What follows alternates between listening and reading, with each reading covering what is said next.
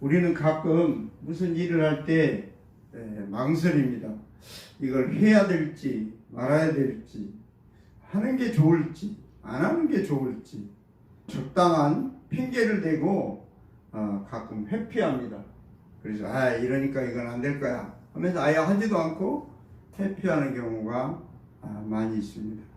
이런 내용을 다룬 책이 한 권 있는데, 오늘도 망설이다 하루가 다 갔다, 셀리아 마틴이라는 두 사람이 쓴 책인데 번역된 책입니다. 책 표지가 이렇게 생겼는데 이 책의 내용에는 간단히 요약을 하면 우리가 불안할 때 그 불안은 두 가지 종류가 있다는 거예요. 그 이유가 있어서 불안한 것이 있고, 이유가 없는데 괜히 불안해서 예기 불안이라고 그러죠. 아니 불안하지도 않는데 무슨 일이 생기면 어떻게 하지? 오늘 나가다가 무슨 일이 있으면 어떻게 하지?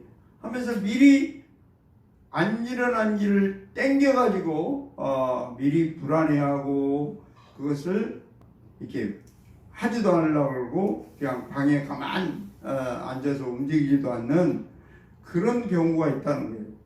물론 불안은 이유 있는 불안이 있을 때 있어요.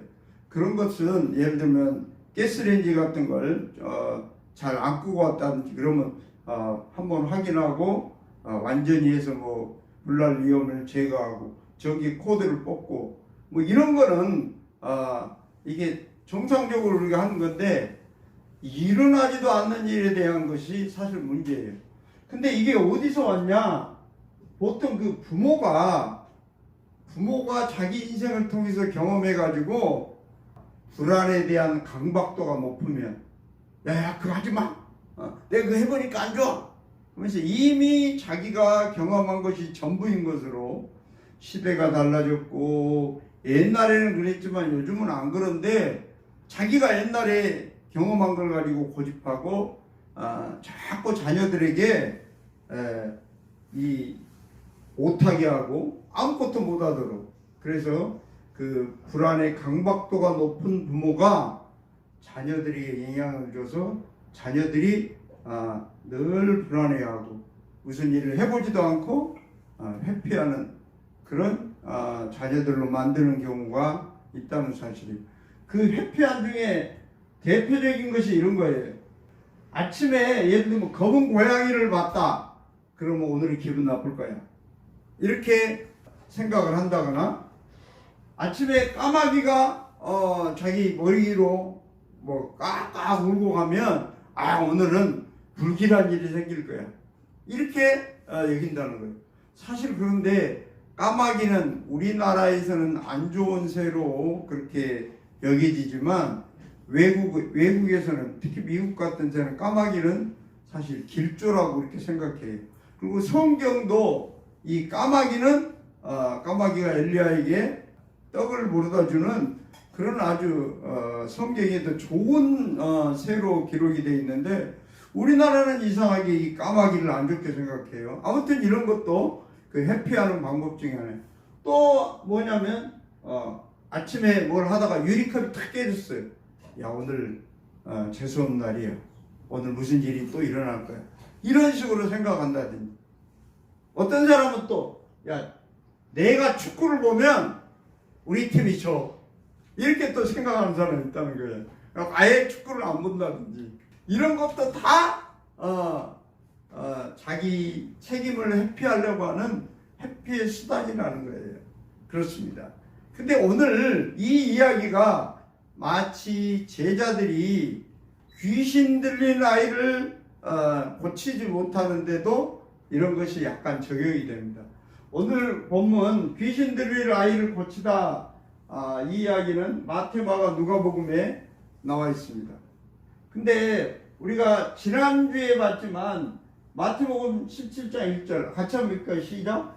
엿새 위에 예수께서 베드로와 야고보와 그 형제 요한을 데리시고 따로 높은 산에 올라가셨더니, 그러니까 예수님의 12 제자들 중에 이 세 사람을 데리고 예수님이 높은 산에 올라갔어요. 우리가 잘 알지만 변화산에서 예수님이 모세와 엘리야하고 이야기하는 것을 봤죠. 그러니까 이 세 사람의 제자가 변해산에 올라갔기 때문에 산 아래에는 9명의 제자만 남아 있었어요. 근데 자기 아들이 간질이 걸려가지고 물에도 자꾸 들어가고 불에도 들어가고 해서 이게 정말 어려서부터 정말 이 아이 때문에 고생하는 이 아버지가 이 아이를 데리고 예수님의 산 아래 아직 산에 안 올라가고 있는 나머지 9명 제자들에게 이 귀신 들리는 아들을 데리고 왔어요. 그런데 이 9명의 제자들이 아마 믿음이 별로 없었던 것 같아요. 야, 우리가 고칠 수 있겠어? 뭐 이런 식으로 아까 망설이거나 뭘 회피하거나 그런 것처럼 야, 예수님도 없는데 우리가 이거 못 고칠 거야 이러면서 우리가 고쳐봐야 안 돼 이러면서 아마 이 귀신 들리는 아들을 못 고친 것 같아요. 그러니까 이제 예수님이 산에서 내려왔어요. 내려오니까 이 아버지가 예수님 내 아들 좀 고쳐주세요. 내 아들이 간질이 걸려가지고 자꾸 불에도 들어가고 물에도 빠지고 뭐 이래가지고 정말 내가 너무 힘듭니다. 근데 예수님 내가 제자들에게 와서 고쳐달라고 했는데 예수님 당신의 제자들이 우리 아들을 못 고쳐줬어요. 예수님이 좀 고쳐주세요. 그러니까 어때요? 예수님이 그 아들을 고쳐주시죠. 우리 오늘 본문 읽은 18절에 한번 읽습니다. 시작. 이에 예수께서 꾸짖으시니 귀신이 나가고 아이가 그때부터 나으니라. 예수님이 고쳐줬어요.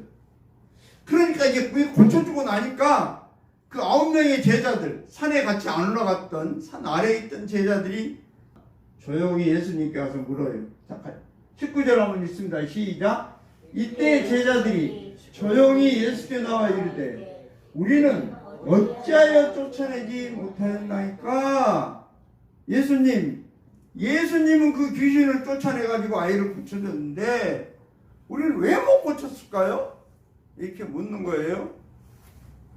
그러니까 예수님이 20절에 이렇게 말해요. 같이 한번 읽겠어요. 시작. 이르시되 너희 믿음이 작은 까닭이니라. 진실로 너희에게 이르노니 만일 너희에게 믿음이 겨자씨 하나만큼만 있어도 이 산을 명하여 여기서 저기로 옮겨지라 하면 옮겨질 것이요 또 너희가 못할 것이 없으리라. 그렇게 말해요. 그러니까 예수님이 너희가 그 간질병 들려가지고 귀신 들려 그 아이를 못 고친 이유는 여기 본문에 보면 너희가 믿음이 작은 까닭이다. 그렇게 말해요. 믿음이 작다. 여러분 믿음이 작다는 것이 뭘까요? 여러분 어떤 경우 믿음이 우리가 작다고 말할 수 있어요?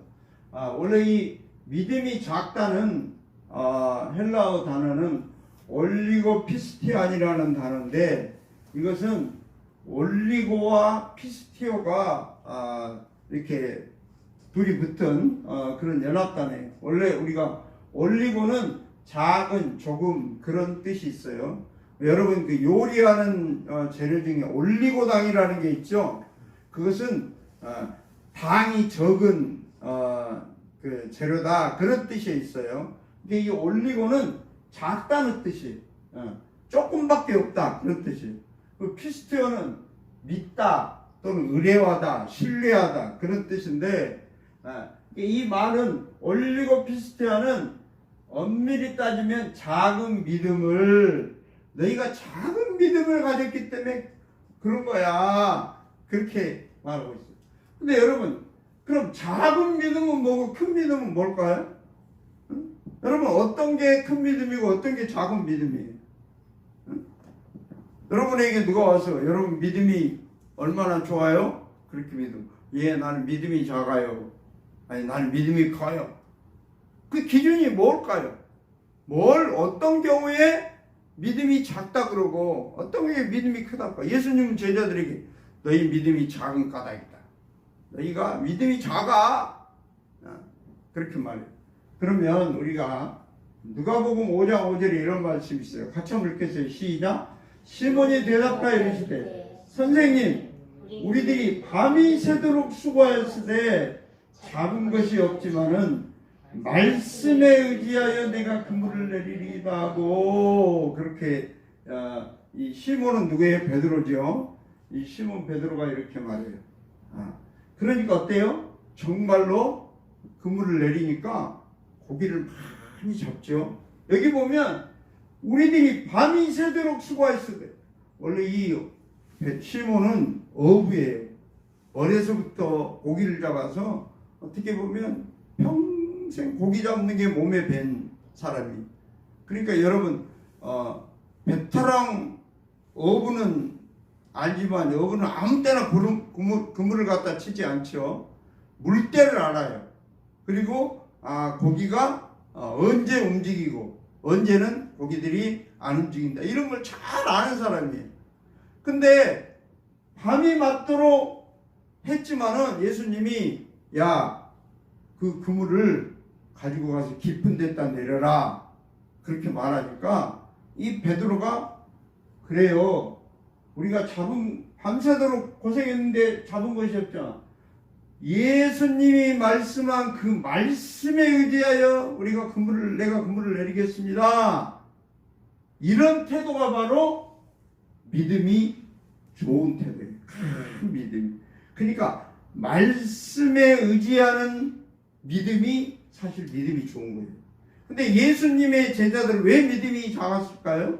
마태복음 10장 같이 한번 읽겠습니다. 시작. 예수께서 그 12제자를 부르사 더러운 귀신을 쫓아내며 모든 병과 모든 약한 것을 고치는 권능을 주시니라. 우리가 오늘 읽은 본문이 마태복음 17장 14절부터 23절까지 읽었는데 이미 마태복음 10장에 예수님이 제자들에게 더러운 귀신을 쫓아내고 모든 병과 모든 약한 것을 고치는 권능을 이미 줬어요. 근데 이 제자들이 이것을 못 믿었던 거예요. 그러니까 예수님이 믿음이 작은 사람들아, 너희 믿음이 작다. 그렇게 말씀하신 거예요. 그러니까 예수님이 말씀하시면 내가 생각하기에는 안 될 것 같아. 이게 되겠어? 안 될 거야. 그리고 망설이고 아니야 해봐도 안 돼. 그래서 그 일을 회피하고 이런 것은 내 생각이에요. 근데 내 생각에는 안 될 것 같은데 예수님이 말씀하셨으니까 그 말씀에 의지하여 이것은 된다. 이렇게 여기는 것이 믿음이 큰 사람이라는 사실이에요. 할렐루야. 그렇습니다. 예수님이 말씀을 주셨는데 그 말씀을 믿지 않는 것은 작은 믿음이에요.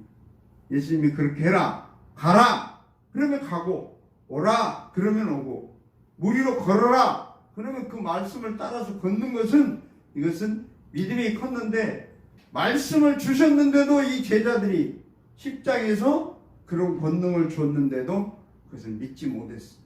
그래서 이 제자들의 믿음을 작은 믿음이라고 해요. 근데 문제는 예수님이 주셨는데 그것을 믿고 안 믿고는 큰 믿음과 작은 믿음이 있는데 안 주셨어. 예수님이 말씀도 안 했어요. 근데 예수님이 했다. 이렇게 해가지고 자기가 하려고 하는 거, 그것은 우리가 믿음이 아니에요. 그렇습니다. 철저히 믿음은 예수님의 말씀에 따라서 했느냐 안 했느냐, 이것이 믿음의 척도라는 거예요. 근데 예수님이 주지도 않았는데 말씀도 안 했는데 내가 할 거야, 이것은 여러분 믿음이 아니라는 사실입니다. 우리가 오늘 읽은 본문 보면 21절에 보면 우리 성경에 보면 없음 그런 단어가 나오죠. 21절은 없어요. 물론 이것이 성경을 보관하는 가운데에서 그 부분이 너무 오래돼 가지고 사가 가지고 글씨가 없어졌거나 아니면 무슨 이유에 있든지 이 성경이 그 옛날에는 이 파피루스나 앙피지나 이런 데다가 글씨를 썼기 때문에 그 글씨가 혹시 없어질 수가 있어요. 근데 이유는 몰라요. 정확히 뭐 때문에 없는지 모르지만 아무튼 21절이 없어요. 근데 이 없다는 것은 그 사이에 어떤 뭐 많은 이야기가 있었다는 것을 우리가 또 상상할 수가 있어요. 그래서 건너뛰어가지고 22절에 뭐라고 말해요? 22절 같이 한번 읽습니다. 시작. 갈릴리에 모일 때 예수께서 제자들에게 이르시되 인자가 장차 사람들의 손에 넘겨져 23절 듣습니다. 시작. 죽임을 당하고 제3일에 살아나리라 하시니 제자들이 매우 근심하더라. 그렇습니다. 여기 보면 예수님이 내가 죽임을 당하고 제3일에 내가 살아날 거야 그렇게 말했어요. 근데 이 제자들이 이 말을 듣고 이야 예수님이 죽었다가 부활하신대 그리고 막 기뻐하는 게 아니라 여기 보면 제자들이 매우 근심했다. 왜 근심했을까요? 제자들은 아직까지 정말로 사람이 죽었다가 살아나는 것을 본 적이 없어요. 여러분 물론 예수님이 나중에 죽은 나사로를 살리는 이야기가 있긴 있지만 예수님이 죽었다가 살아난다 해도 이 말이 믿어지지가 않는 거예요. 그러니까 근심하는 거예요. 야, 우리 예수님이 능력 있는 예수님 우리가 따라만 다니면 모든 일이 다 해결되는데 이분이 죽는다? 그리고 또 살아난다? 과연 그럴까? 그래서 제자들이 매우 근심을 했어요. 근데 우리들은 어때요? 우리들은 근심 하나요? 어때요 우리는? 우리는 어때요? 이때는 아직 예수님이 살아나기 전이니까 제자들이 근심했는데 우리는 예수님이 저 십자가에 달려 죽으시고 3일 만에 부활해서 40일 동안 제자들과 함께 지냈다는 사실을 우리 이미 다 알고 있어요. 우리는 알고 있기 때문에 우리는 근심하지 않아요. 그래 예수님은 본인이 말씀하신 대로 예수님이 첫 번째 내가 죽었다가 3일 만에 살아날 거다고 말했지만 오늘 우리가 읽은 본문에는 이제 두 번째로 그 말씀을 하셔요. 첫 번째 말했을 때는 어때요? 베드로가 아이고 예수님 그러면 안 됩니다. 막 말렸죠. 근데 이제 그것을 다 어느 정도 이해하고 나니까 이번에는 말리지는 않았지만 과연 그럴까? 그래서 마음속에 근심이 된 거예요. 그렇습니다. 근데 우리는 근심하지 않아요. 왜? 예수님이 살아난 걸 이미 우리는 알고 성경에 이미 다 기록된 것을 우리가 믿는 사람들이기 때문에 그렇습니다. 우리는 이 부활을 알고 믿는 복을 받은 사람들이에요. 그때 예수님 제자들은 그때 당시 그 마태복음 17장 22절과 23절을 예수님이 말씀할 당시에는 그걸 경험하지 못했어요. 그러니까 매우 근심했어요. 그러나 우리는 이미 부활을 알고 믿는 사람이에요. 그래요. 예수님이 저 십자가에 달려서 나의 모든 죄를 다 용서해 주시고 부활하셨다. 정말 우리는 그 부활의 주님을 믿는 사람들이야. 우리는 그 복을 받는 사람들. 할렐루야. 그렇습니다. 예수님은 우리의 모든 죄를 용서하시고 십자가에 달려 죽으시고 부활하셨다는 우리는 이 복을 지금 누리고 사는 사람들입니다. 그래서 우리는 예수님이 죽었다가 살아난다는 말을 듣고 매우 근심하지 않아요. 우리는 감사해요. 그래요. 주님 감사해요. 주님이 부활하셔서 내 죄를 다 용서해 주시고 지금도 예수님은 하나님 우편에 앉아 계셔서 우리를 위해 지금도 간구하시고 우리를 위해 지금도 기도하시는 분이에요. 할렐루야. 오늘도 예수님은 저와 여러분을 위해서 계속 기도하시고 여러분이 정말 마음 깊은 곳에서 저도 얼마 전에 이렇게 목이 확 잠기고 이게 정말 말이 잘 안 나고 기침을 계속하고 그래서 사모님이 알지만 제가 얼마나 기도했는지 몰라요. 아버지 주여 이 틈만 나면 그냥 빨리 낫게 해달라고 그렇게 기도했는데 정말 이렇게 많이 좋아지게 한 거 얼마나 감사한지 몰라.